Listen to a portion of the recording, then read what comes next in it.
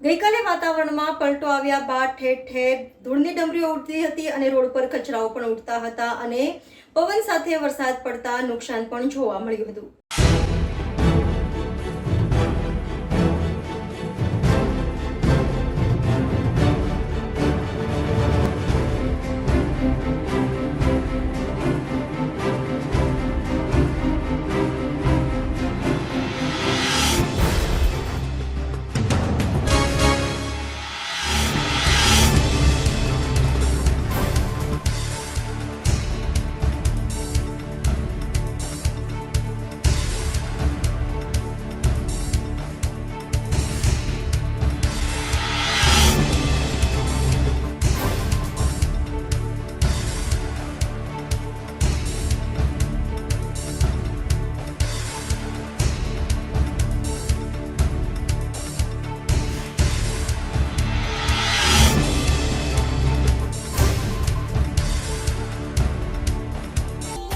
Subscribe now and press the bell icon.